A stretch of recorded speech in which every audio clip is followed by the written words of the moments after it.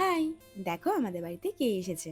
নিজেকে পুরোপুরি এই বাড়ির জামাই মনে না করলেও ও আজকে এখানে এসেছে জামাইয়ের কর্তব্য পালন করতে। কিন্তু জামাইয়ের ষষ্ঠীতে যখন ওকে আসতে বলা হচ্ছে তখন নাকি ও আসবে না। সে যাই হোক, এইদিকে দেখো আজকে আমাদের বাড়িতে কি কি রান্না হয়েছে। ছিল কাতলা মাছ, চিকেন, ডাল আর 2 রকমের ভাজা, আর সাথে ছিল স্যালাড। তন্ময় আসবে বলে দাদিদেরও এখানে আসতে বলেছিলাম। প্রথমে তো ওরা একটু নানা করছিল, কিন্তু অনেকবার বলাই পরে দাদা অফিস ছুটি নিয়ে এখানে এসেছে। আর দিদির তো মর্নিং স্কুল ছিল, ও স্কুল থেকে সোজা এখানে চলে এসেছে। আমি তো মাছ খাই না, তাই তন্ময়কে বললাম তুমি একটু টেস্ট করে দেখো। পুরোটা রান্না আমি না করলেও একটু হাত লাগিয়েছি। সকালবেলা হঠাৎ করেই ফোন করে বলল ও আজকে এখানে আসবে, মানে আমাদের বাড়িতে। আর এসে নাকি 5 মিনিট বসবে তারপরই চলে যাবে। কিন্তু সেটা আমি শুনলেও মা বাপি তো একদমই শুনবে না। দাদা আসলে যেমন মা কি রান্না করবে না করবে ভেবে পাগল হয়ে যায়, তেমন আজকেও তন্ময় আসবে শোনা হচ্ছিল।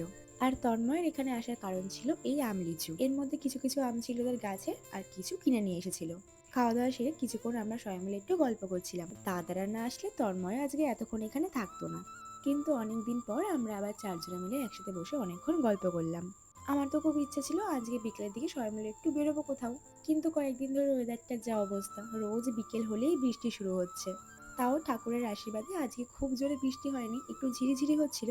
এর মধ্যে তো দূরে কোথাও যাওয়া যেত না, তাই জন্য আমরা ভাবলাম হাঁটতে হাঁটতে বসন্তপুরে গিয়ে একটু ফুচকা খেয়ে আসা যাক।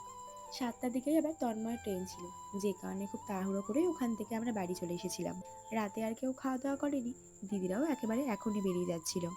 আজকের এই ছোট্ট ভিডিওটা আমি এখানেই শেষ করলাম। দেখা হবে তোমাদের সাথে আবার পরের কোনো নতুন ভিডিওতে। ততক্ষণের জন্য সবাইকে টাটা।